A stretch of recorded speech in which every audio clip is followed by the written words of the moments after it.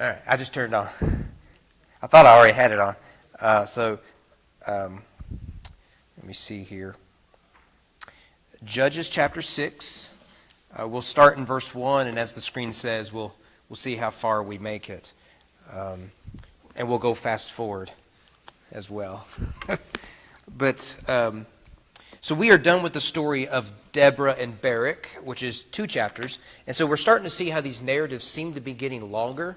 That's not going to stay the case. So in chapter 3, we had 2 or 3 narratives, and one of them was just a single verse.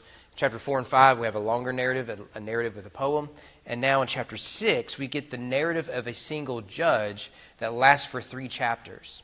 So the story of Gideon ends at the end of chapter 8. However, his son, Abinadab, takes over, I believe, in chapter 9. So you could say that is one long arc of Gideon. As we'll see, they want to make Gideon's sons kings. They want a king in Israel. And that's how Abinadab gets involved, and his story doesn't end too well. But as we've said, that what we have here is an example of how God raises up these judges, but they are progressively worse than the ones that come before them. So remember when we started, Othniel was the ideal. He had everything going for him. He was a military man. He liberated Israel. All this, and then it just sort of goes down from there. We saw Deborah and Barak. Remember, Barak refused to go to war unless Deborah went with him, and now we see Gideon. Gideon is a man of faith, but kind of a man of cowardly faith. I think we'll look at a lot of examples of that today. If not, by the end of it, we'll see all the examples. He's always saying, he's always making sure, right? You're still going to help us out, right, God? He's a man of faith, and he'll do what he's asked, but he does so with a little bit of cowardice. Well, let's start here in verse 1 with the scene of disobedience. One verse: the people of Israel did what was evil in the sight of the Lord, and the Lord gave them into the hand of Midian for 7 years. Now, we have read this verse 1,000 times. In fact, if you want the references, Judges 2, verse 11 was sort of a summary of the book of Judges. Judges 3, verse 7 to introduce Othniel. Judges 3, verse 12 to introduce Ehud. And Judges 4, verse 1 to introduce Deborah and Barak. We will come this sort of verse again here in chapter 6, later in chapter 10 with Jephthah, and finally chapter 13 with the story of Samson. It is a way of marking in Judges a new section. The people of Israel did what was evil in the sight of the Lord. And then, so it was the Moabites, it was the Aramites, it was the Amalekites, it was the Midianites, or whatever it is that the people did what was evil in the eyes of the Lord. Now, what Judges means by that is primarily they turned to idols. And in the mind of the writer of Judges and the Bible in general, is that when you choose idolatry, you choose the wickedness that comes with it. So you can't separate those two in the Jewish mind. False worship leads to wicked living. Right worship leads to holy living. They're one and the same. We're seeing that now, right? We have a form of Phariseeism in the form of old school pagan fertility cults. All we do is talk about sexual sins. All we do, okay? And as the more we talk about, the more we pursue all kinds of perversions, look around us, we become more violent, we become more divided, we become more tribal, we become more hateful, we grasp for power to control our enemies. Like, we become a worse country because of the God that we're worshiping. Someone made a good point that you've noticed that everything's become more chaos. So those who are even older than me, you remember when everything was more ordered and structured? I've talked about this before. When we would go to my grandfather's house, and we were going to go into Florence to go out to eat, right? That was big spending. My grandfather and grandmother would dress up because you're going into town. Not even going to Florence. We were just going to Warsaw. You dressed up almost like Sunday morning. I mean, you showered, you shaved, you put on your aftershave cologne, and we did not go out in shorts and sandals. We didn't do that. You presented yourself publicly. Well, where does that come from? What does that sort? Well, because we worship an orderly God, it structures society in an orderly way. But because we worship a postmodern idol of just chaos, your own subjective self. We live in a chaotic world. Like, the God you worship affects the culture you live in and the way we live our lives. So here, the issue is they are worshiping Canaanite deities. They didn't wipe them all out.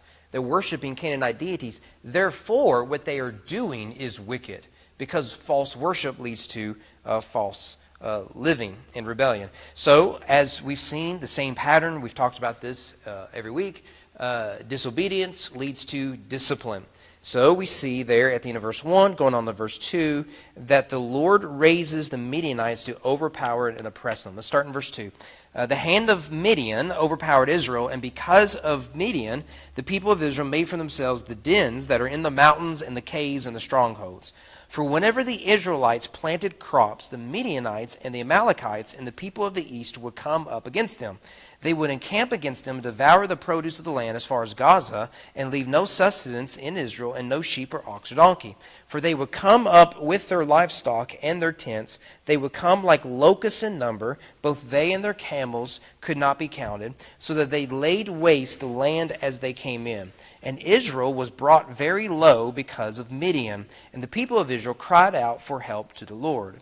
When the people of Israel cried out to the Lord on account of the Midianites, the Lord sent a prophet to the people of Israel. And he said to them, Thus says the Lord, the God of Israel, I led you up from Egypt and brought you out of the house of slavery, and I delivered you from the hand of the Egyptians and from the hand of all who oppressed you, and drove them out before you and gave you their land. And I said to you, I am Yahweh your Elohim. I am the Lord your God. You shall not fear the Elohim of the Amorites, the gods of the Amorites, in whose land you dwell. But you have not obeyed my voice.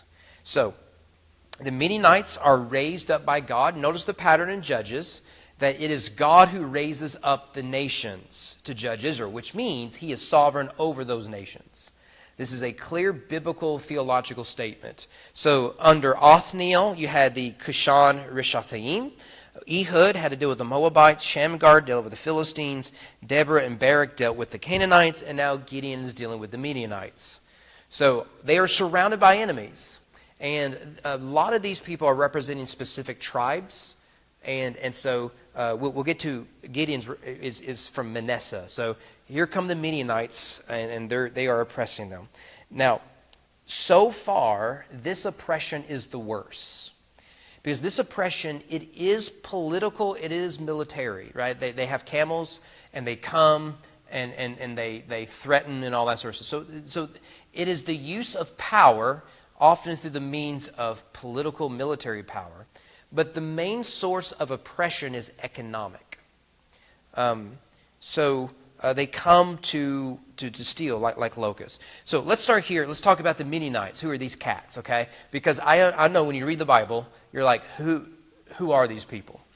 The Amalekites, the Moabites, the Canaanites, the Midianites, those who aren't right. I mean, they're just the Perizzites and the Philistines they just keep going and going. So a couple things to say about them. First of all, we first meet the Midianites. Midian was the son of Abraham. Now, we forget this part of Abraham's story. So I don't think we talked a whole lot about it.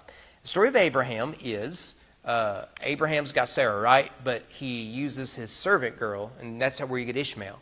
Then through Sarah, you get Isaac. That's usually where we stop the story. Well, after Sarah dies, Abraham has other concubines, and he ends up having children with them. And so Keturah, his concubine, produces for him these kids: Zimran, Jokshan, Medan, Midian, Ishbak, and Shua. I think I remember reading this because I looked back, I wrote notes. The Midianites are associated with like the spice trade. We'll see this here in a minute.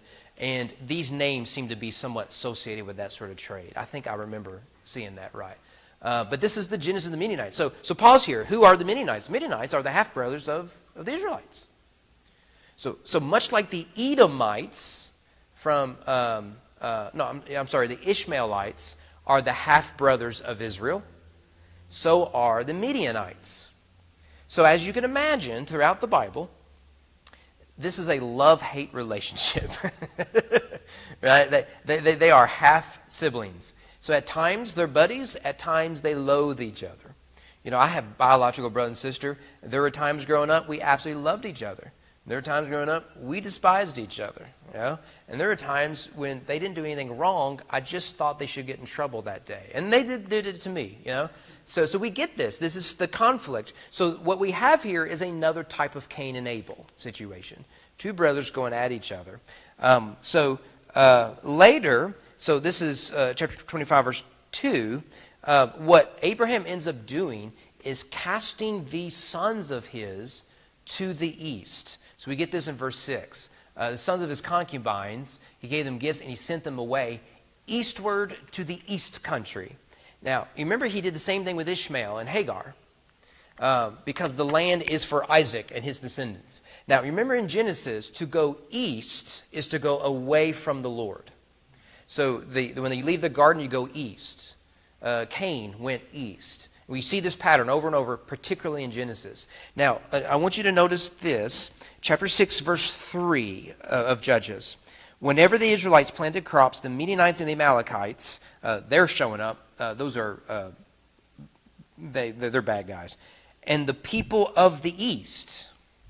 Now, what's going on there? Well, you could be, this is a general description of the Midianites and Amalekites. It's likely referencing other nomadic Bedouin people who are from the east area. So you have people who are the farthest away from the Lord coming into the land of promise. And chief among them are the Midianites and Amalekites. But it's a whole group of people, perhaps descending from Abraham. So we don't really know much about these other cats named here that I'm aware of. We don't know much about what became of them. But there's so many of these little nomadic tribes all over the Middle East at this time. Because that would have been normal. The Israelites were nomadic in the age of Abraham. He was a nomad, as were Isaac and Jacob and all that. Remember, Abraham doesn't own property until he has to bury his wife. He buys like an acre of land. That's the first time an Israelite takes possession of the land. It's a burial plot. Okay, so thirdly, the Midianites took Joseph to Egypt. So we're already seeing how these brothers... So what you have is Joseph's brothers betray him and sell him to Joseph's brothers, if you will, cousins, technically. So we get this to the sons. Here's two references in the same chapter. Midianites, traders passed by. They drew Joseph up and sold him to the Ishmaelites. So remember, the Ishmaelites are half-brothers. The Midianites are half-brothers. This is Cain and Abel. Okay? And then later, meanwhile, the Midianites had sold him to Egypt to Potiphar. So you see this love-hate sort of thing. So we discovered then they're nomadic people. Their homes vary. Sometimes they're east of the Jordan River. Remember, that's where they came into the Promised Land, as they crossed the Jordan River from the east and they came west. Jesus will follow a similar pattern after his 40 days of temptation. They were also located south of the Edomites, which makes sense. There seems to be a connection between the Edomites and the Midianites. They were also found in Saudi Arabia. The most famous Midianite was in modern-day Saudi Arabia. And that, of course, is Jethro, Moses' father-in-law. Moses flees the Egyptians. He goes east after he kills an Egyptian, and he lands among a nomadic people in the middle of the desert who herd sheep. And there he spends 40 years as a shepherd. Why? Because he has to be trained, he has to be disciplined by God to shepherd the people of Israel through the Promised Land. So the story of Israel, the Exodus, is first told through Moses. He has to leave Egypt and land at Mount Sinai. That's the story of Exodus. Moses goes on the journey, and then he takes Israel on the same journey.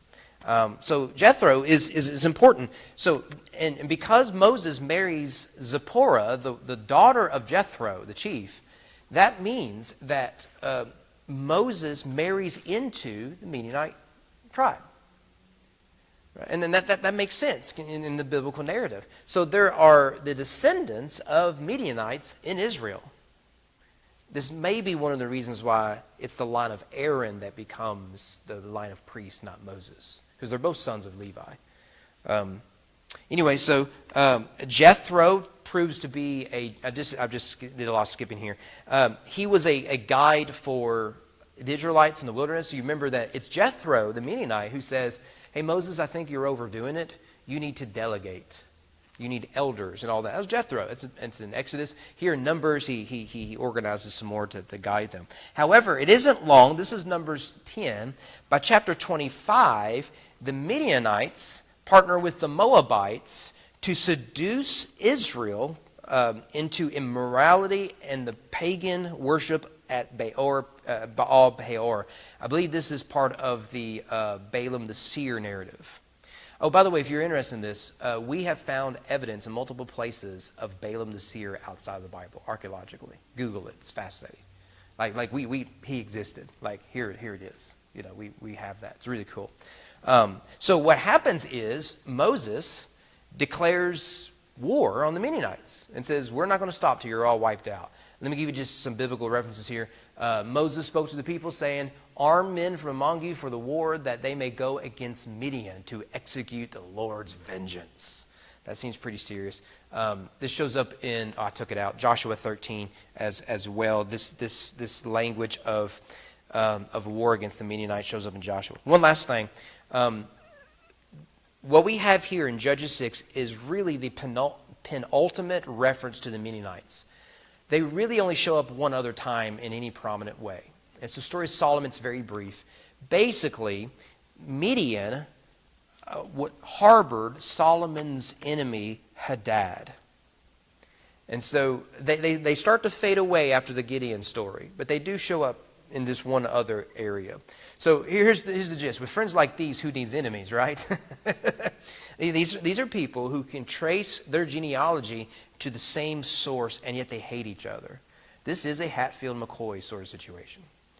And so what you have now is Israel is at a vulnerable place, and you have the Midianites, along with the Amalekites and other nomadic people, take advantage of that weakness and oppress them for 7 years. And that number 7 is important because this is an act of discipline.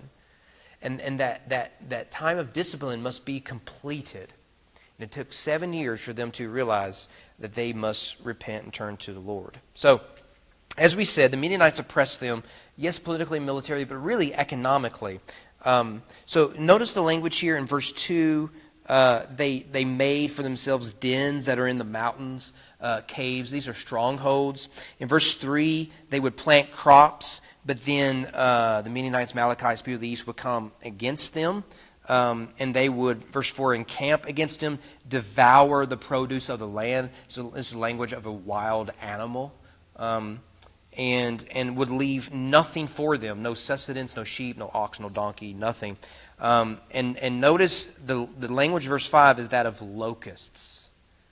Now, that language is significant. It shows up all over the Bible. The language of locusts, the Bible loves the imagery. Let me give you a few examples. I don't belabor this because it's not necessary. The first time we meet locusts in the Bible is the 10 plagues. So you remember, Egypt is an economic powerhouse, and all God has to do is send locusts. We get cicadas. By the way, it's going to be a bad year for us. I have ringing in the ear, and at night's pretty rough. So I don't want to hear anyone complaining about locusts. You can't sleep at night because of all the noise, right? That's my life 24 hours a day. I heard it's not going to be in this area. The other day I saw enough Well, now I'm just disappointed. Seriously, I don't know if it's true or not. I'm disappointed. There was nothing past east of Louisville. Man. Well, then we... Yeah. That's the thing about stuff like that is they have praise. So locusts could come in and a whole summer of work can be wiped out. And so the writer is equating the Midianites, Amalekites, and others as locusts. Jeremiah would describe the Babylonians like locusts. Joel, we really can't do Joel. We did a whole series on Joel years ago. Everyone's forgotten because it was pre-COVID. But the locust was a major metaphor in Joel. And the question is, is he talking about a literal locust event? Is it a metaphor? It's probably a little bit of both. And I love this. What the cutting locusts left, the swarming locusts have eaten. What the swarming locusts left, the hopping locusts have eaten. What the hopping locusts left, the destroying locusts have eaten. What's the point? It's all gone. It's all gone.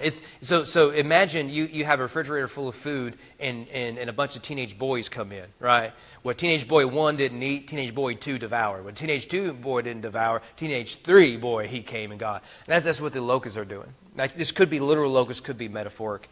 I know Danny and them are down in Florida with the grandbaby, and good for them, but here's a Revelation reference. The armored demonic locust thingy-majigs that come out of the abyss, torture people. I'll let Danny solve all that for you. But you see that the locusts are a metaphor for power, large in number. They only come to steal, kill, and devour. There is nothing morally good about being compared to the locusts. There's one reference I found that's somewhat neutral to locusts. It was Saul, I think Proverbs that said it, that locusts have no king and yet they move in unison. Other than that, they're always just bad characters. And so imagine that you work all summer, you're tilling the ground, you're raising sheep and cattle, and in an instant it's all gone, taken from you. And it's the oppressive power. What is it they really want? They want your destruction. You're not a slave where they are profiting off of you. You are nothing more than a means to an end. And they're just going to starve you out slowly. Like this is a deep oppression. This is quite severe. So let me just read for you from Daniel Block's commentary. He summarized it well. 7 years of Midianite terror had a devastating effect on the Israelite economy and emotion. Like locusts, their innumerable hosts devoured every green plant in sight, leaving the land devastated and nothing left over for the Israelite flocks and herds. Fearing the brutality of the invaders, as soon as they appeared on the horizon, the Israelites fled for the hills, transforming natural geological features into defensive strongholds. The narrator highlights the intensity of their fright by citing a triad of refuges: mountain of clefts, caves, and strongholds. So what you have is they're living here, and then they had to build for themselves strongholds, but that proved inefficient. Nothing they did could liberate them from the Midianites, their brothers. Cain seems to be winning. And so the oppression is so severe, verse 6, they cry out to the Lord. In fact, the language there, that they've been brought very low, it literally means they've become small. It means that they're oppressed politically, they're impoverished economically, they have been brought down. Now, remember, in Judges, to cry out to the Lord does not necessarily mean repentance. But it does mean they recognize they are insufficient on their own. And so they say, God, when will this end? Now, that is a major moment because it is a recognition the gods they've been worshiping aren't helping them. They're in the land of Canaan, and they're worshiping the Canaanite gods, and these outsiders, the Midianites, are coming in to devour them. The Amalekites are coming in, once again, just like in their Exodus experience, to devour them. And the Canaanite gods aren't helping them. Look, if there's going to be hope for America, it's going to be when we come to this moment. When we realize the gods we're worshiping aren't helping us. And so, in other words, just like people, nations need a rock bottom. Rock bottom. I'm willing to bet if you've ever lost weight, it was after you stood on that scale or you had a health scare or something like that. That was a rock bottom. You ever seen people who, they have these major stories of transformation? I was addicted to drugs or alcohol, whatever. They all have a rock bottom narrative. Now, it's different for everybody. But they say, I hit this point and I said, I can't believe I've done this. And they turn around. Nations have to do the same thing. And so you can imagine, here come the Midianites and the Amalekites and everyone else, and they say, look, this is rock bottom. There's nowhere to turn but up. And so they cry out to the Lord. And this is what unique about Gideon so far is what happens in verses 7 to 10. We have been trained so far in Judges to say, okay, you've got disobedience followed by discipline followed by deliverance. So we're looking for a judge. Who's this guy going to be? Like Othniel and Ehud and Shamgar and Deborah and Barak. Instead, notice verse 7, when the people of Israel cried out to the Lord, that's what we saw in verse 6, on account of the Midianites, verse 8, what did the Lord send? A prophet. A prophet. By the way, notice we have no idea who this guy is. He's not named. It's not Gideon. We don't know who this cat is. Now, Deborah is introduced as a prophetess, yes, but she's clearly in the narrative used as a judge. But here, God sends them a prophet, and he is sent to draw the people to repentance. He gives a theological interpretation of their suffering and he directs them to the source of their liberation. You are suffering because of your spiritual adultery, your idolatry, and if you want deliverance, it will come by faith, not through war. And so he prepares them spiritually for revival. If only I can think of a good application. I think I shared this recently, that when I did research on the Great Revival in 1800 here in Kentucky, part of the Second Great Awakening, what struck me, and I was reading all these minutes and reading all the history's primary and secondary resources, is the churches were dying out. Many of them did close. And like in the Elkhorn Association, largest association in Kentucky, I think they baptized like 5 people in 1799. All the churches. I mean, just no one's getting saved. No one's called into ministry. No churches being planted. Nothing's happening spiritually. The population of Kentucky is going up because it just became a state, and there's a lot of economic opportunity here. And so people are fleeing to Kentucky. No one's coming to Christ. And yet, if you read the minutes of the churches, they're kicking people out of their congregations. It's amazing, isn't it? At the time that you would think, okay, what we got to do is just hold the fort down. And actually they're saying, no, we would rather close as a church for the sake of holiness. Now, I think some of it got silly. I get that. But they prioritized holiness over numerical growth. Now, we sort of flip that as Americans because numerical growth, we see it as evidence of God's favor, often at the cost of holiness. That's why we're rather squeamish about actually dealing with sin. And so that's what the prophet is saying. Like you've chosen idols that can't save you. The answer is not round up troops, because the story of Gideon is you have too many troops. You don't need all this. You got God on your side. So he's going to cut it down to 300 to go against these locusts later on. I think that's in chapter 7. So what you need then is to repent. So I put it this way. Conviction precedes conversion. Repentance precedes redemption. Until they understand that sin has brought them to rock bottom, they can never crawl their way out of it. Okay? So what we then get in chapter 6, verse 11, all the way to the end of chapter 8, is the story of how God delivered Israel. It's the longest narrative of deliverance we've come across. Samson will be like this as well. So we won't obviously do all of this, but we'll just see where this goes. I have an idea where we can get. Let's pick up verse 11, and we'll go wherever we go. Verse 11. Now the angel of the Lord came and sat under the terebinth at Ophrah, not Oprah, which belonged to Joash the Abiezrite.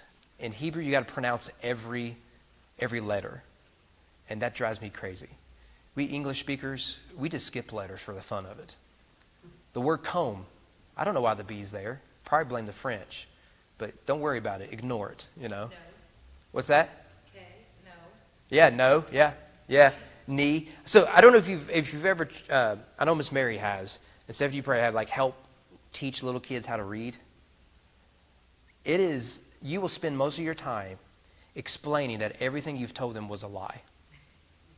So, Kenee, because they want to pronounce every letter like it's Hebrew, and you're like, sorry, blame the Saxons, invaded England, blame the Germanic tribes, blame the Romans who brought their Latin with them, blame all these people who have just ruined English. Okay, we have all these rules and then we break them, but in Hebrew you got to pronounce them all.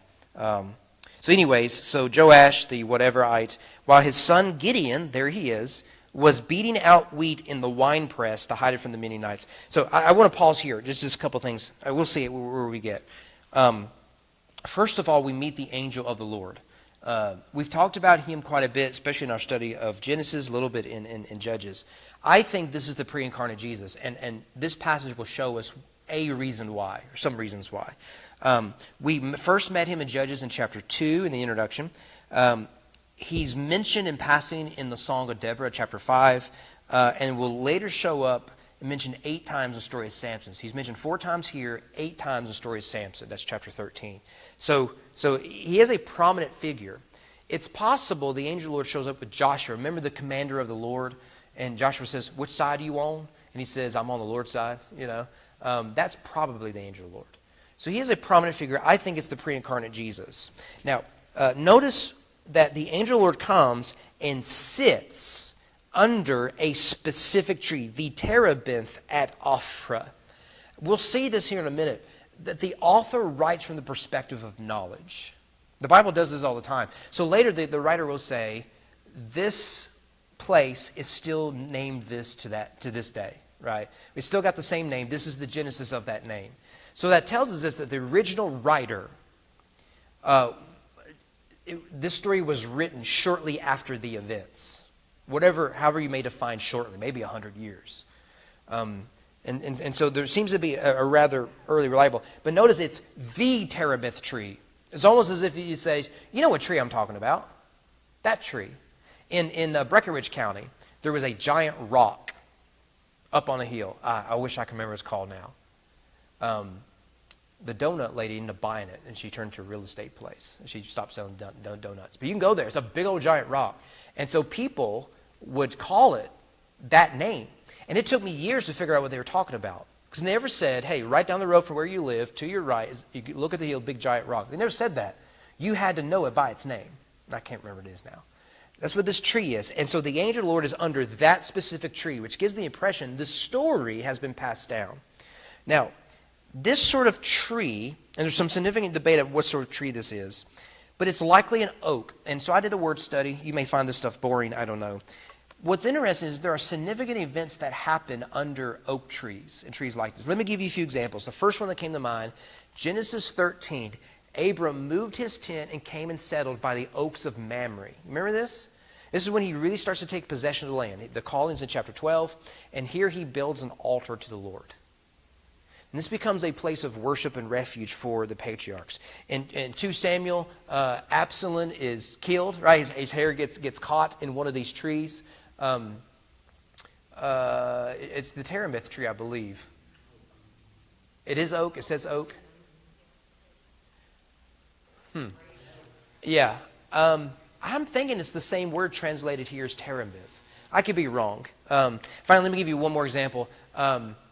This is the story of Ahab, I believe. That he went after the man of God and found him sitting under an oak. I think it's the same tree. I could be wrong again. I'd have to think about how I did the word study. But anyway, so now you have the angel of the Lord under a specific tree. That type of tree seems to have significance in the history of Israel. David's kingdom is secured under such a tree. Abraham builds one of his first altars under such a tree. And now we have the angel of the Lord sitting under such a tree. That seems significant to me. I could be wrong. I don't know what else to do with it. Now, we're given the name of his father, Joash the Abiezerites. Joash is the shortened name of Jehoash, meaning Yahweh is strong. That's a good name. And the Abiezerites is a small clan among Manasseh, which is one of the smallest tribes, and seem to have land on both sides of the Jordan. Anyways, so we meet Gideon. Gideon means hacker. Not a computer hacker, but just hacker. This seems to be a nickname. Because we'll get to this, not this week, hopefully next week. This is what he does. He starts hacking altars and stuff like this. So scholars now think Gideon is a nickname. It's a good nickname because it is a reminder. So what he does on the battlefield and as a judge, it becomes his identity, that people remember him for the great acts of deeds that he did. What is his actual name? Well, if you go down, it's like verse 32 or something. I know we won't make it that far. Let me see. No, it's not 32. That's in my notes somewhere, but watch, I'll never find it in my notes. It's in the 30s. I think it is 32. Say that again. 34 talks about this guy whatever Okay, I see what you're saying. It's verse 32. Therefore, on that day, Gideon was called Jerubbaal. That is to say, let Baal contend against him because he broke down this altar. He hacked it. So scholars think actually his original name was Jerubbaal because that would fit the context. We're going to find his father was a worshiper of Baal and Ashtaroth. So it would make sense that his name has the pagan god Baal in it. And he then becomes Gideon. Now we can't verify that. However, what if I told you I can almost prove to you Gideon was real? Would that be cool? You know, I love this stuff. This is what we're doing at the Capitol on each week, because we're looking at this stuff, because that's what they wanted to do. I'm going to show you something. In 2019, so right before COVID, a Proto-Canaanite inscription. So this is early Canaanite Hebrew, has Proto-Hebrew and all that Semitic stuff. It's written on ink on a broken piece of pottery. We have a name, and the is Jerubbaal. And I believe we have found this name twice. Now, we know this is a rare name. It's not like the name Joshua, okay, which is everywhere, or Simon all over the New Testament, or Mary in the New Testament. It's a rare name. And this pottery dates to the time of the judges. Now, what I cannot tell you is, hey, that's Gideon. I can't do that. We can never prove that without a time machine. However, it does show that this name existed and was used at this time in this place, and it was prominent enough to put on pottery. Now, we don't have enough information. Is the pottery detailing this story? We don't have any of that. But we do have the name. We've been digging, and we found the name. In fact, I'm going to be at the Capitol tomorrow instead of today, because I take care of my mother-in-law. But I'm going to give them about a dozen names we have found in archaeology of small characters. The big ones we have, Belshazzar and Nebuchadnezzar and Cyrus. We have those, obviously. But small names that seem to play insignificant, we have found their names. Like Balaam the seer. We found him. You know, I find this stuff cool. If you don't find it cool, that's fine. We'll move on. But I want you to notice what Gideon is doing here. So the angel of the Lord is sitting under the tree, and Gideon doesn't recognize, he doesn't see him. You know, which is funny in and of itself. Well, I've got jokes. We'll move on. So Gideon, notice, is beating out wheat in the winepress. Why is he doing that? Because if he does it where you normally do it, the Midianites will be aware the wheat's in. Load up the troops. They're having to do these things just to survive. So they're having to hide livestock. They're having to hide wheat. They're having to hide food just to have enough to placate their oppressors. So our first picture of Gideon is not like Othniel where remember Caleb says, whoever beats these guys, I'll give you my daughter. And Othniel's like, pulls out his sword, you know, who's with me, right? Well, that's not our picture of Gideon. He's hiding in the winepress, beating out the wheat, because he doesn't want anyone to know. He's scared. He's scared of them. And he is so scared, and he is so focused on being stealthy, he's unaware that right over here is the angel of God watching him. Watching him, and he's thinking, I'm about to do something no one would believe. The guy is scared, and he's unaware of his surroundings. That's not a good military leader. And this is the guy that God chooses. And that's our introduction to him. You know nothing else about him. That's our introduction to him. Okay, so we got to move on. Verse 12. The angel of the Lord appeared to him and said to him, Yahweh is with you, O mighty man of valor. Okay, go back to how we were introduced to him. Okay? Go back to that. One of these things is not like the other. Now, that title, man of valor, is rarely used in the Bible and is used for specific moments of specific... Now, David had his men of valor. I get that. I'm talking about one who's given the title man of valor. I have three examples. The first one is David, other than Gideon. It's David. You remember that in the Goliath story, I have seen a son of Jesse, the Bethlehemite, who is skillful in playing, a man of valor. This is how we're introduced to him. Now is the story of David starting to make sense. We're thinking of Gideon.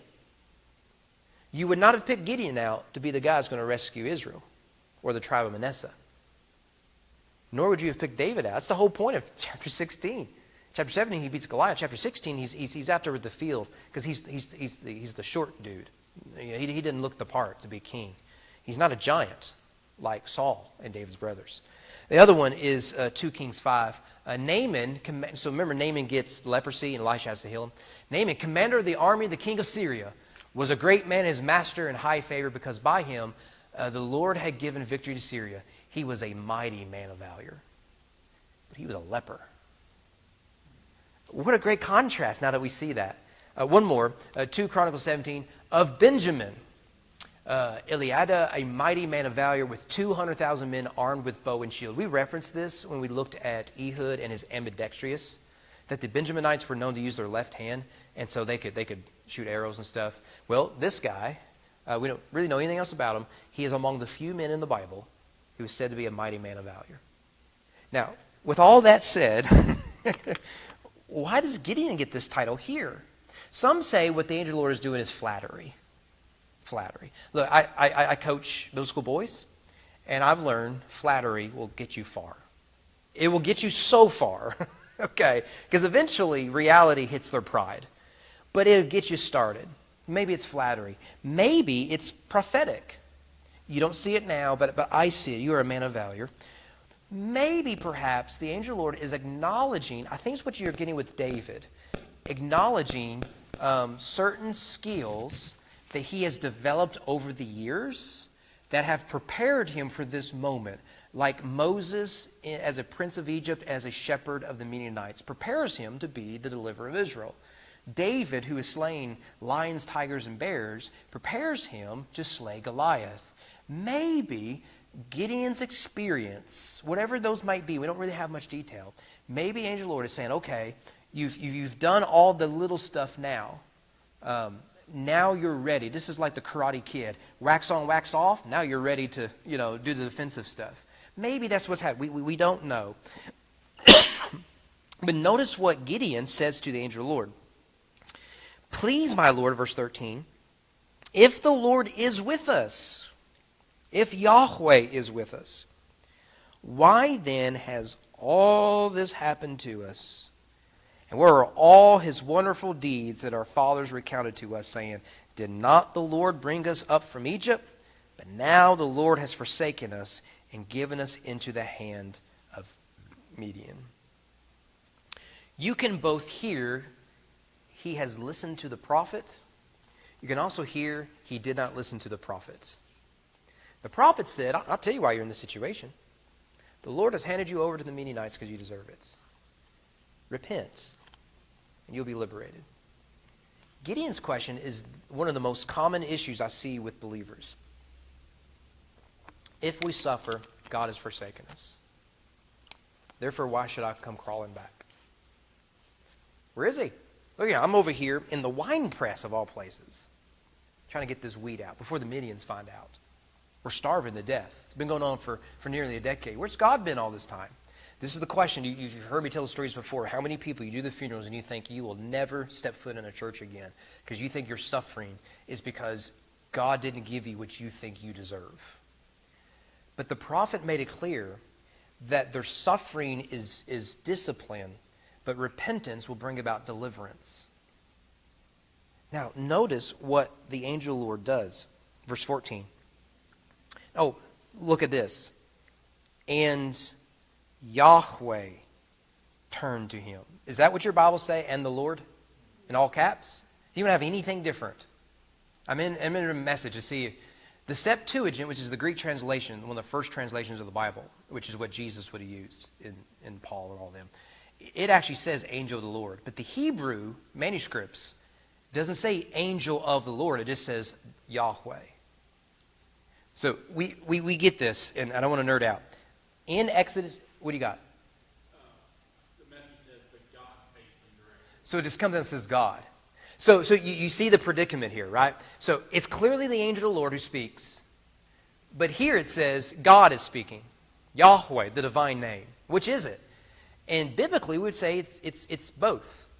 In the Exodus burning bush narrative, Moses sees the bush and he gets, interested is what men do. He goes in and he realizes it's a bush on fire, not unusual in the desert, but it's not being consumed. And the text says the angel of the Lord was in the midst of the fire. But you remember, Moses says, who shall I say sent me? What is your name? And he doesn't say, my name is the angel of the Lord. My name is Yahweh. And so in Exodus 3, we go back and forth between the angel of the Lord and Yahweh. You get the same thing here. It's the angel of the Lord, but here it's the Lord speaking. Which is it? Yes. This is one of the reasons why I think this is the pre-incarnate Jesus. The angel accepts the title of deity reserved only to the one God. Because he is the one God in the second person that we call Jesus, who is later embodied as the son of Mary and Joseph. Anyways, so Yahweh turns to him and says, go in this might of yours and save Israel from the hand of Midian. Do not I send you? Don't you love this? The Lord doesn't answer his question. Now it sounds like the story of Job. Remember Job wants to put God on trial? You remember, what does God do? Never answers this question. Because Job wants to know, why am I suffering? And God says, hey, Job, I created everything. What you going to do now? Right? That's what God does. Never answers. Job never knows about the conversation between the Satan and Yahweh. Yeah. I don't think Jesus ever answered Nicodemus' question. Yeah. We're going to look at that some Sunday morning. Yeah. You need to be born again. That's what he does. Like, ignore that. You need to be born again. Right? I've told this story before. When I was coaching little kids at YMCA soccer, I had one kid who just annoyed me. And he's a fine kid. He annoyed me because he always thought he just knew better than everyone else. Now, I'm sorry. I am not a genius when it comes to soccer. I know more than the average person because most Americans don't like soccer. So that's pretty easy achievement. But if you're this small and it's only your second season playing, I know more than you do. Okay? And I kind of expect you to treat me like that, okay? To be quite honest with you. I mean, I couldn't say nothing. Hey, you need to learn to kick with your left foot. Well, coach, what's this conversation? I eventually said, do you think it's possible maybe I know more than you do about this? Stop complaining, stop arguing, and just do what I ask, And when he would do what I asked, he's a good player. It's just this getting in my way. Don't you love that God sometimes just ignores the questions? Because often we're asking the wrong question. The questions is what's keeping us from focusing on what God is doing. Gideon is wanting to know where you've been all this time. When God is trying to tell Gideon, watch what I'm going to do from an unlikely source. And that's what Gideon needs to see. If Gideon stays trapped in his regrets and resentments and bitterness, he'll never rise to the occasion of being great. So the angel of the Lord has to say, I'm just going to ignore that. Here's the thing. Mighty man of valor, watch what you're about to do under my power. In fact, I'm going to make your life so difficult. You're going to round up this large army, and you're going to think, now we can take on the Midianites. And I'm going to say, now, get rid of them all. Because with just a few hundred, we'll tear down the kingdom. I'm going to make your life very difficult. It's not going to make any sense whatsoever. But I got to get you out of the wine press. And this is the moment that starts to happen. How about we stop there? I'll need to make a note. That's a good enough spot for us to call it a night. I've got other applications, but we can do it next week. Anything else you guys see with Gideon? It's a rich story. It's a favorite that we grow up with. Okay, so you're tired of hearing me. How about we close out in prayer? And Curry, you close us in prayer?